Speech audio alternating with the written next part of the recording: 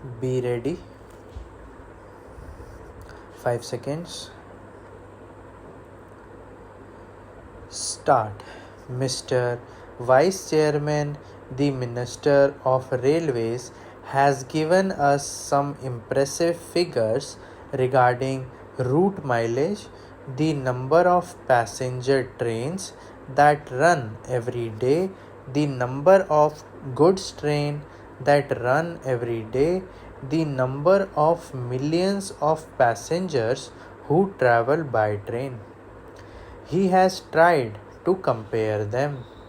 In view of the vastness of the country, the large number of passenger trains being run, the large number of goods train being run, and the big route mileage, he has tried to show that the number of accidents that have occurred is not quite alarming. I do not know what his idea was when he tried to compare the number of accidents against this background. Committees have been appointed when serious accidents took place to find out why such and such accident took place. The Shah Nawaz Committee, which was appointed in 1956, gave a voluminous report. Therein, they had stated the causes of accidents that occurred during the period before, and they had also suggested some preventive measures. The government have again appointed another committee headed by Dr. Kunzru. It is more than 8 months or so. I do not know why an interim report has not been submitted by this committee. It would have been better, at least for discussion on such an important subject like this, if that committee had submitted an interim report. We could have offered more constructive suggestions. Unfortunately, the committees that are appointed take their own time to submit their reports. Maybe the government is partly responsible for they may not be cooperating with the committee in giving all the material that is necessary for the committee to come to some sort of conclusion and give their findings on such an important question.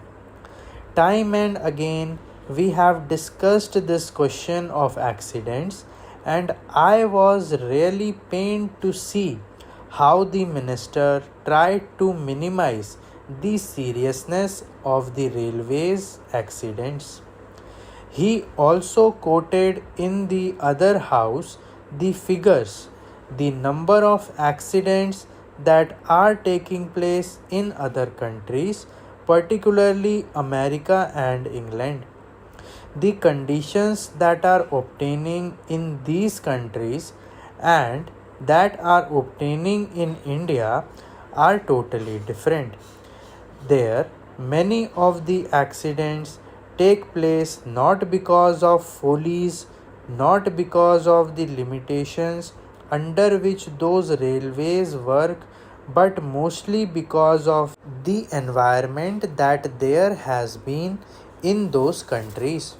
So, he did not mention the figures here but took refuge under the guise that our railways work much better than the railways work in other countries, and that the rate of accidents in India is much lower than the rate of accidents in America or England.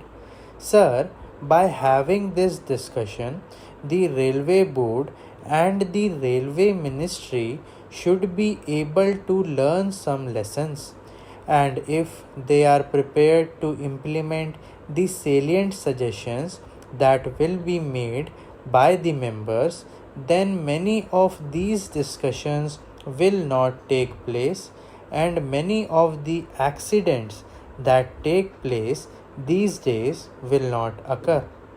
It has now become almost an everyday affair. After the statement was made by the Honorable Minister in this House and the other House, another accident had occurred to a deluxe train. It is therefore incumbent and imperative on the part of the Railway Ministry to see whether they could avoid these accidents. Many of the accidents that have occurred not because they are accidents but because of the wrong things done by the Railway Ministry. When a train leaves the station, care is not taken to see whether it has a defective engine, defective locomotive, whether proper check was made of it, whether the bogies that are attached to the train are properly checked up, whether the screws and bolts that are there are properly placed in their proper places, and so on.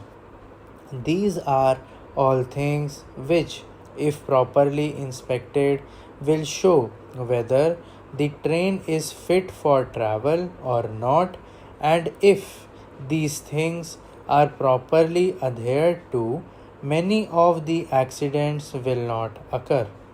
A member in the other house has reported a statement from the statesman of Calcutta that the loco shed people asked the driver of a particular train to somehow manage, even though he complained that he could not take the train. He tried to manage.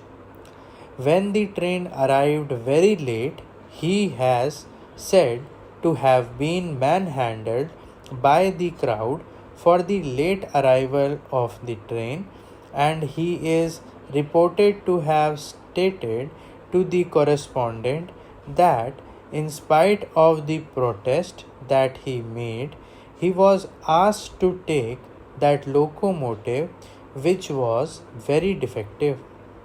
Last year, similar accidents occurred.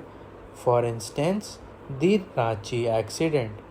It is also reported that the engine driver protested when he was asked to take the train because the engine was defective.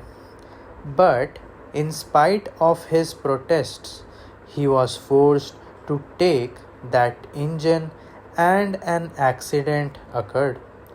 I am glad that an inquiry commission has been appointed to go into the cause of the accident.